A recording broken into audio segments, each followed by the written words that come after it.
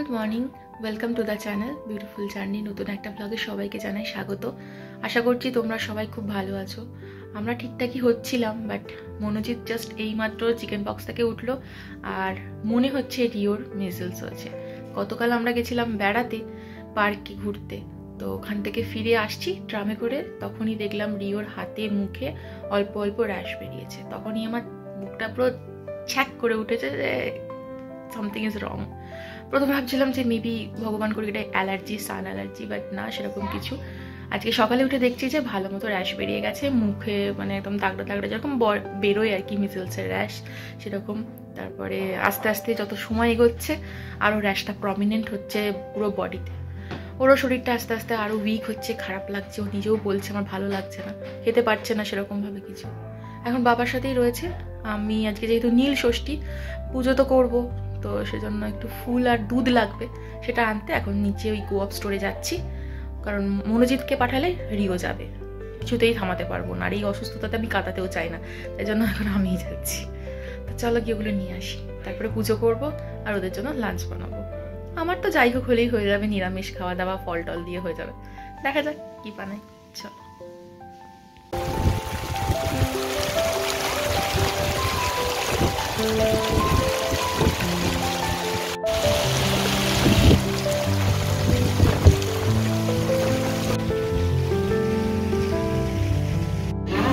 设备，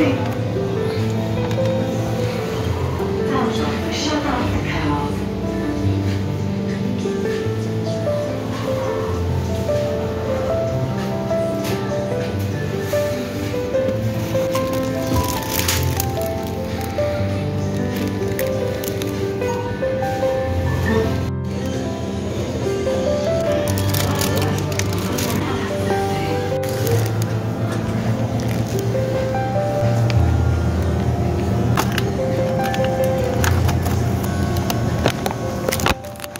ফুল ফল নেওয়া হয়ে গেছে, রিওর জন্য নেব জুস।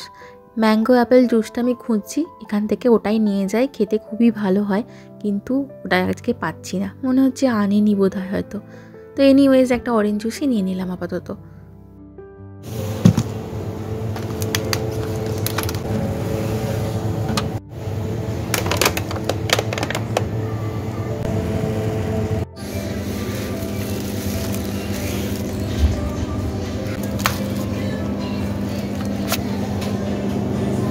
বাড়ি ফিরে চেঞ্জ করে নিয়েছি, তো এবার পুজোর যাবতীয় যে আয়োজনগুলো রয়েছে সেইগুলো টুকিটাকি করে নেব। আমি পুজোর মন্দিরটা একটু ভালো কাপড় দিয়ে পেতে গুছিয়ে নিয়েছি। অন্য সময় রিও থাকলে আমার সাথে পুজোতে সমান তাহলে হেল্প করে, ও নিজে ঠাকুরকে ফুল দেয়, পুজো করে, কিন্তু আজকে শরীরটা খুব একটা ভালো নেই, তো সেই জন্য ওই ঘরে বাবার কাছে বসে রয়েছে। এনিওয়েজ আমি ঠাকুরকে স্নান করাবো বলে ডাবের জল, তার সাথে অল্প একটু দুধ আর একটু মধু নিয়ে নিলাম। আমি এগুলো কালকে ফোন করে মাইমার কাছ থেকে সব জেনে নিয়েছি, কীভাবে কি পুজোর অ্যারেঞ্জ করতে হবে, কি কি লাগবে, তো সেই মতো আজকে জিনিসপত্রগুলো সব গুছিয়ে নিয়েছি। আগের বছরে মানে 2024-এ যখন শিবরাত্রি পুজো করি, তখন আমি তো শিবলিঙ্গ নিয়ে আসিনি ইন্ডিয়া থেকে, তো দোকান থেকে একটা ক্লেডও কিনে এনে রাতারাতি আমি, মনোজিৎ, রিও তিনজনে মিলে শিবলিঙ্গ বানিয়ে পরের দিন পুজো করেছিলাম, আর সেটা দিয়ে ওই বছরে নীল ষষ্ঠীর পুজোও করেছিলাম। তো আপাতত 1 বছরেরও বেশি হয়ে গেল ওই ঠাকুরটা আমার কাছে রয়েছে। কিন্তু এবারে ইন্ডিয়াতে গিয়ে আগে আমি নোট করে নিয়ে গেছিলাম যে শিবলিঙ্গটা নিয়ে আসবো, সেই মতো শিবলিঙ্গটা নিয়ে এসেছি। এটা আমার একদম মানে বিয়ের পরপরই কেনা, মনোজিতের বাড়ির ওখান থেকেই একটা টাইলসের দোকান থেকে কিনেছিলাম, আমার মনে আছে, বিশাল বড় দোকানটা। তো তখন এটার দাম নিয়েছিল 250 টাকার মতো।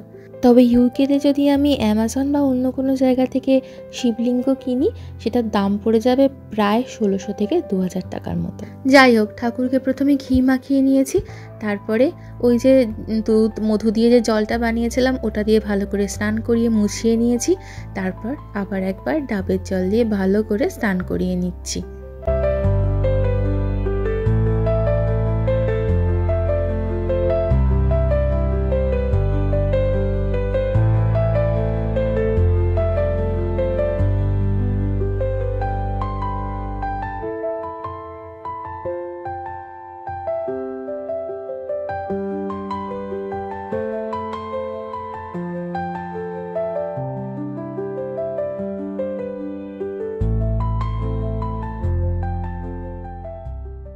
পুজো হয়ে গেছে।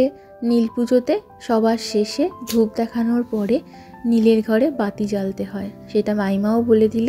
আর আমি আগের কয়েক বছর যখন করেছিলাম তখন দেখেছিলাম মাকে এইভাবে পুজো করতে, তো সেইগুলো একটু মনে রেখে রেখে আমি নিজের মতো করে বাকি পুজোটা সেরে নিলাম।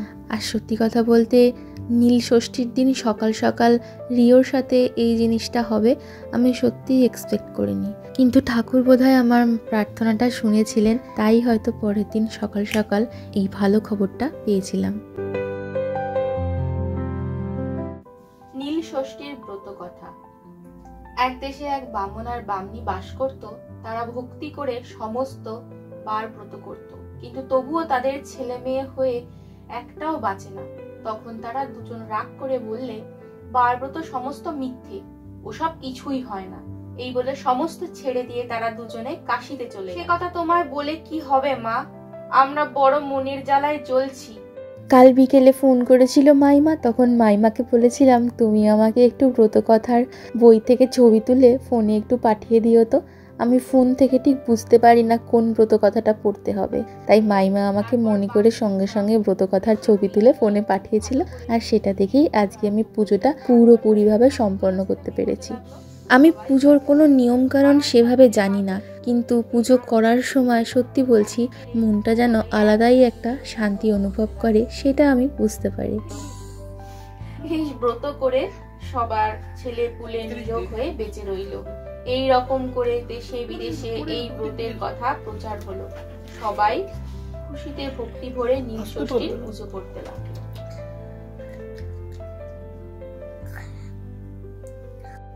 এই যে আমার ষষ্ঠী দেবতা চলে এসছে, এসে ঠাকুরের থালা থেকে প্রসাদ গ্রহণ করে নিয়েছেন। আমার ঠাকুরের পুজো ধন্য হয়েছে, তাই তো? আবার নিল।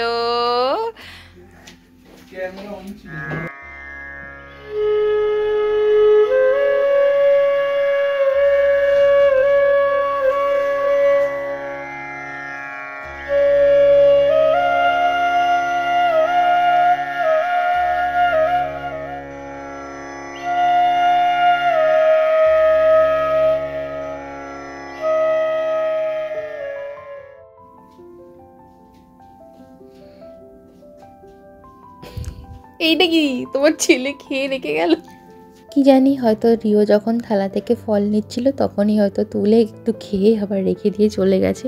জ্বর মুখে হয়তো খুব একটা ভালো লাগেনি, তো তাই রেখে দিয়ে গেছে।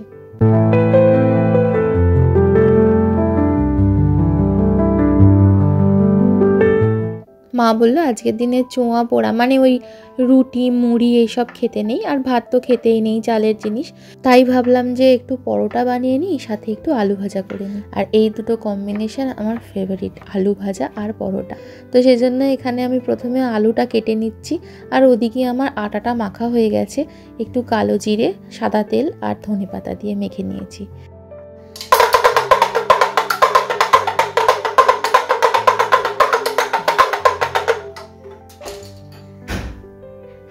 দেখো, নীল ষষ্ঠীতে শিব পুজো আমরা করি, আর শিব ঠাকুরের বাদ্যযন্ত্র কিন্তু ডুগডুগি।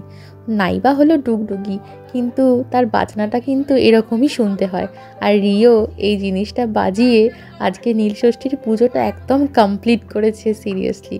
আর এটা কিন্তু আমি আগে ভেবে দেখিনি, ভয়েস ওভারটা দিতে দিতে তখন মনে হলো সত্যিই তো ডুগডুগির আওয়াজটাও তো এরকমই শুনতে হয়।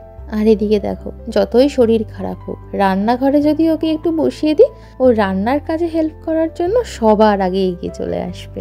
আমি আলু কেটেছি বলে কিনা আমি এইগুলোকে তুলবো বলে নিজেই তুলতে শুরু করেছে। আলুগুলো কাটা হয়ে গেছে, প্রথমে আলুটা একটু ভেজে নিই, ওই কালো জিরে কাঁচা লঙ্কা দিয়ে ভাজবো আর কি, তারপর পরোটাটা বানাবো।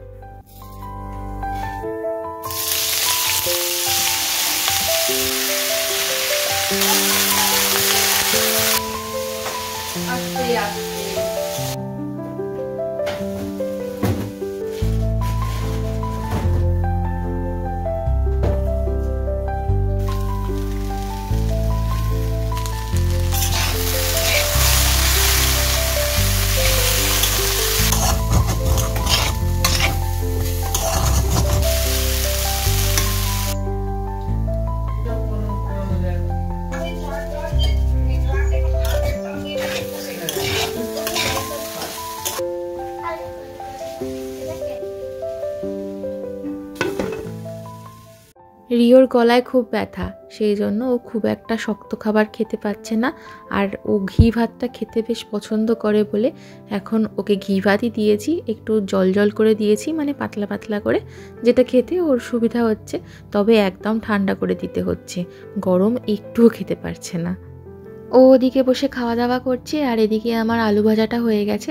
একটু কাঁচা লঙ্কা আর ধনে পাতা শেষকালে অ্যাড করলাম, কাঁচা লঙ্কার গন্ধতে আলু ভাজাগুলো আরও বেশি টেস্টি হয়। আলু ভাজা হয়ে গেছে, পরোটাগুলো এখানে বেলে অল্প করে তেল ছড়িয়ে সেঁকে নিচ্ছি।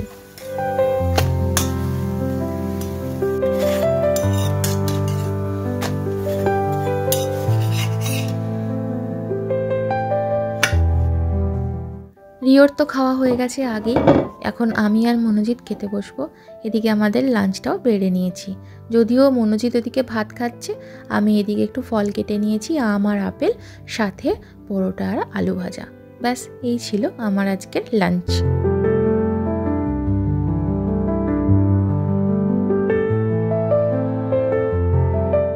এটা পরের দিনের অংশ। দুপুরবেলায় তখন ওই 1:15 নাগাদ আমাদের একটা ডক্টরস অ্যাপয়েন্টমেন্ট ছিল, সেখান থেকেই এখন ফিরছি। আর তোমাদেরকেও বলছি যেতে যেতে যে কেন গেছিলাম ডক্টরের কাছে। আমরা গেছিলাম এখন ডক্টর দেখাতে। আজকে হচ্ছে সোমবার, তো যেহেতু রিওর রকম র্যাশ বেরিয়েছিল সেজন্য আমরা একটা অ্যাপয়েন্টমেন্ট নিয়ে নিয়েছিলাম। আজকে সকালবেলায় উঠে দেখছি র্যাশটা অনেক কম, মুখেরটা অনেকটাই কমে গেছে, হাতের গুলোও অনেকটা কমে গেছে, দেখে একটু ভালো লাগলো। আর জ্বর টর কিছুই হয়নি, তবুও একবার দেখিয়ে নিলাম। ডক্টর বললেন এটা ভয়ের কোনো কারণ নেই, মিজেলসও নয়। আমি তো প্রথমে ভেবেছিলাম র্যাশের ক্যারেক্টারিস্টিক্স যা ছিল দেখে মনে হচ্ছিল মিজেলস, বাট আজকে যেহেতু অনেকটাই কমে গেছে সেরকম কিছু বোঝা যাচ্ছে না, শুধু পাইটটা রয়েছে।